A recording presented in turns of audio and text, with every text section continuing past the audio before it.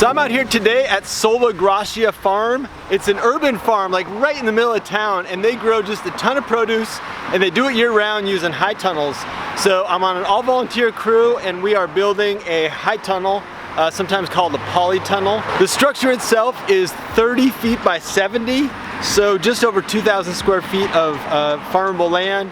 It's not going to be raised beds, it's going to be on the ground, and the polytunnel itself, you will see, has a metal frame, plastic on the outside, and ultimately it will have doors on one end, doors on both ends, and a propane heater.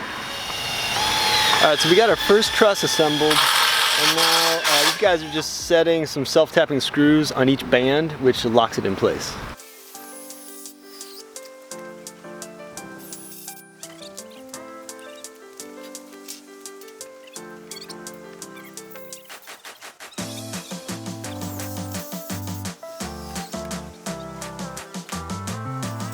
Alright, so we put one truss together and we're going to shift over to setting posts, and you can see this is the spot that we're using. It has been sown with lettuce. They've been growing lettuce in here this summer, and then all that was cut down, and I believe Tracy, who manages the farm, plans to weed burn it at one point, but it's pretty much set up, and they've got a post driver down at the other end, so we're driving posts down the ends.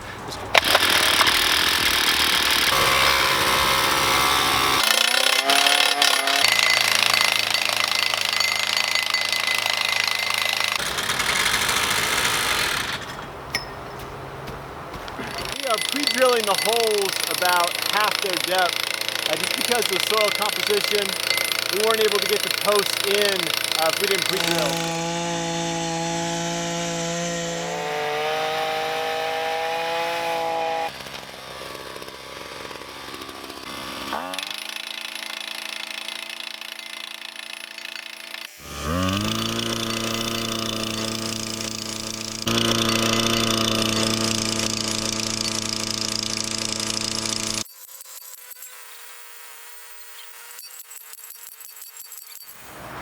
And then as for tools on the project, one really simple thing that's important is this block that goes in the end of your pipe, so that you can pound it either with the gas powered pounder or the manual one. Either way, you don't want to be beating on your pipe, it'll just get so disformed. It's better to beat on this guy and disform it. It slips right in there and does the job.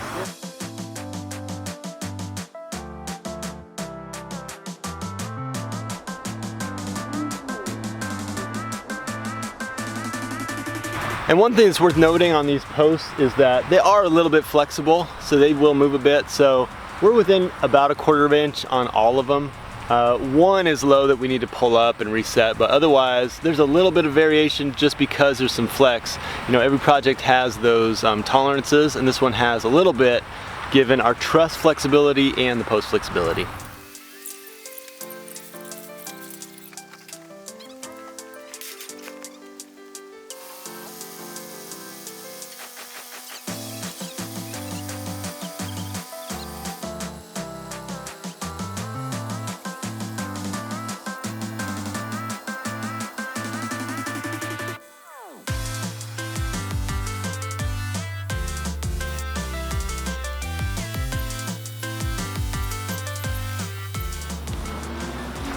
So this is pretty straightforward, just setting the trusses in place, and once they're locked in on the side post, connecting them with some Tech screws. The only thing that's a little bit different here, you might not have caught, is that the end truss is open. It doesn't have all that webbing, cross bracing. That's just because that end of the structure is going to be built out with a wall and a blower and whatnot.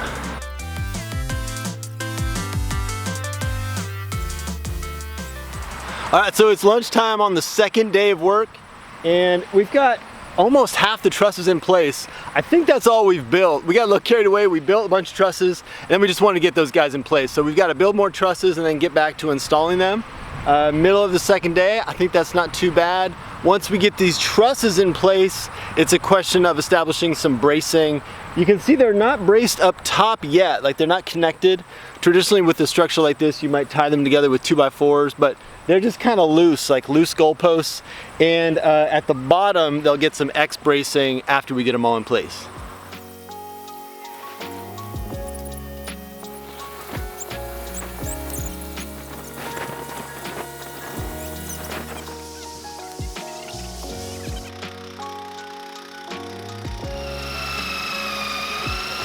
man, this is coming along really well. Tomorrow is the hip boards along the sides, and I think we might even get to plastic. I don't know. That might be pushing it. We do need to do framing on either end, but it's getting really close. This is the end of the second day. First one we put up for season extension, so we can plant earlier in the year and harvest later in the year. It also allows for a more controlled environment for growing tomatoes, which is a high value crop for us. The second high tunnel we're putting in with a heater because we want to extend our season year round. So right now we're kind of we have crops April through early December, and this will allow for us to have fresh greens in the wintertime and serve our CSA clientele, our market clientele, wholesale, retail, and then also meet our mission goals. It allows for us to access markets that we wouldn't have otherwise. It allows for us to retain good employees and keep them on year round, which is a huge investment. And for us, we've received grants for both of our high tunnels, which haven't covered all of the expenses, but a significant amount. So the first one was Lumpkin Family Foundation, the second one was NRCS.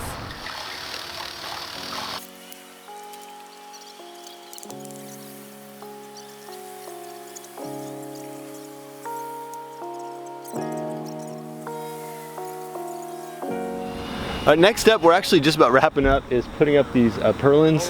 They're the long pieces of pipe along each side that connect each one of the ribs together. Without those, the ribs can kind of wiggle, but the purlins kind of tie them together. It's just a long pole, it's segmented, you got to screw the pole together and then screw the purlin itself, the big long pole, to the ribs, measuring the rib distance at the base and then matching it up above so everything's all lined up and plumb and square and whatnot.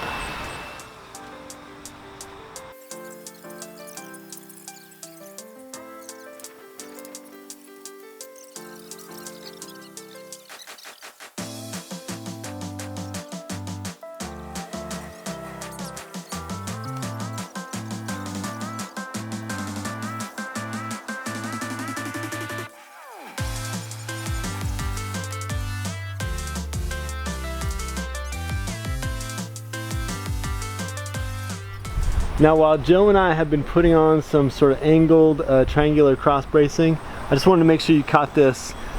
This is a channel, aluminum channel that runs the full length of this board, and there will also be aluminum channel up here along this end piece and at the other end along the piece. This gets a wiggle wire, this wire right here, which fits in the channel with a little bit of tension, and that holds your plastic. And again, that'll be the same up here. Wiggle wire holding the plastic under tension so that it kind of compresses the plastic but doesn't rip it. And then one more thing going in, at the end of the structure, we got the first 4x4 stuck in the ground below frost level. This will form our wall. Our instructions on this kit are pretty loose. You can do this wall however you want to with 2x4 or 4x4, but we're using pressure treated 4x4s, and you can see it's tied together with a pretty beefy strap.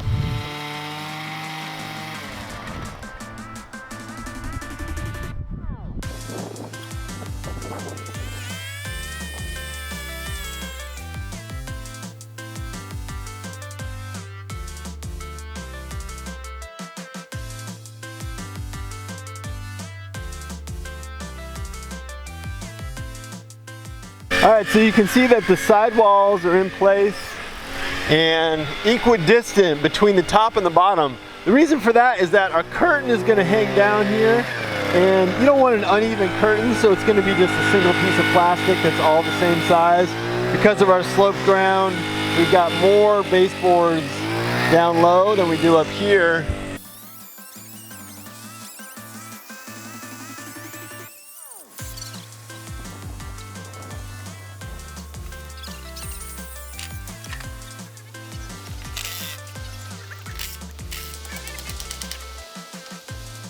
Alright, so we've got the end wall framed up, and now we're putting a fan in. There's two fans in this structure. One blows in and one blows out. Not thermostatically controlled, but just on a switch. That'd be good.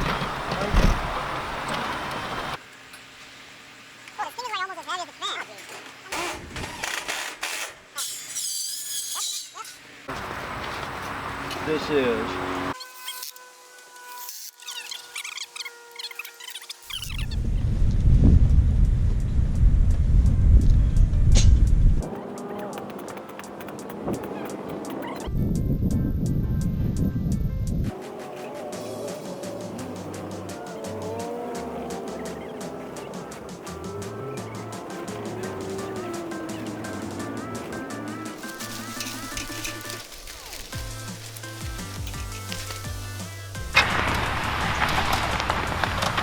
Okay, here's a look at that wall, just so you know what's going on with it.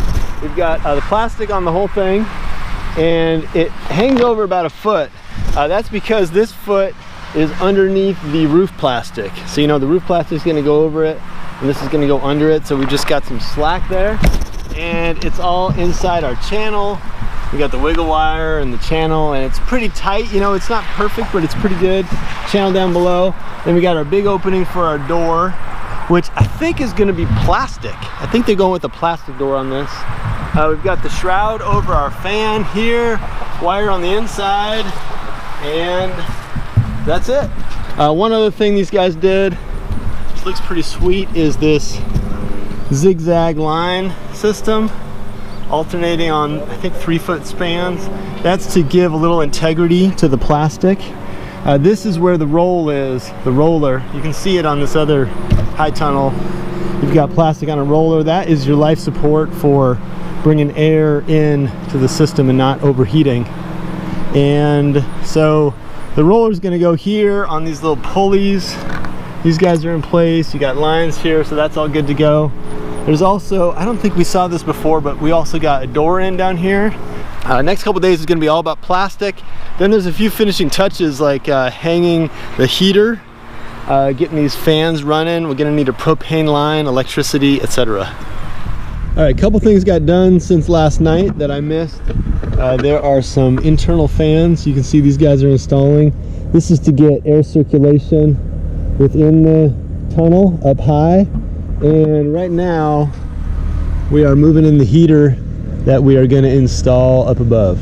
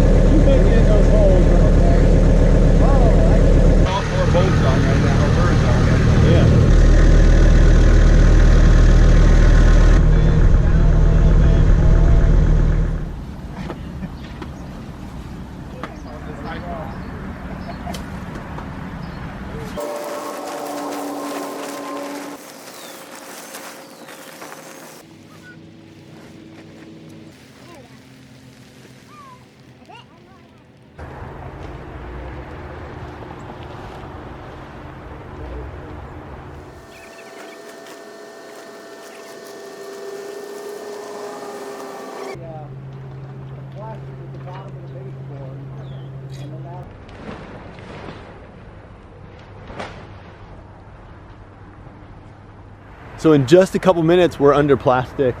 The next thing to do is to affix it to the sides.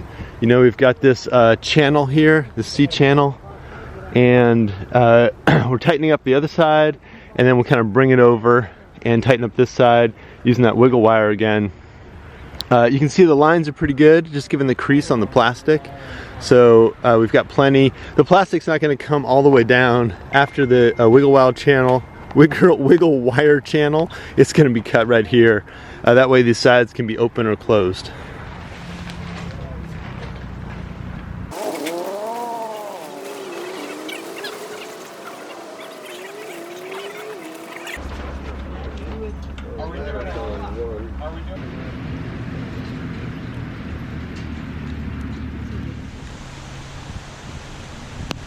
Okay, on a rainy morning, I gotta give you a final walkthrough of the structure. It's not completely done, but it's pretty darn close. Just in a couple days, these guys have done a bunch of planting. They've got all their starts in, they've got their drip irrigation, and I'll just walk you from the big end, big door, down to the other. This is that big door. This is still gonna be closed off with plastic and wiggle wire. This is our intake fan, blowing air this way. And then these are our circulation fans. And I don't think you saw this yet, but the curtains are pulled up on a cable and a pulley. So the cable runs the full distance, and then inside there's a ratchet crank. It's a little bit hard to see, but there are 2 layers of roof here. This is the bottom one, and then there's another layer right here. And it's actually inflated with an inflation fan. That inflation fan is right there, and it blows air between the 2 layers. We've got one running right now, and it seems like it's inflating pretty well over here, but we might end up setting up a second inflation fan over on this side just to get a little bit more inflation. Here's our heater and our human door. Thanks for checking out the project. I was really lucky to be part of this, but just a small part of it. I wasn't here every day. This was a big volunteer crew, a lot of work from a lot of people to get this thing done, and they're already growing vegetables. All right, thanks for checking it out.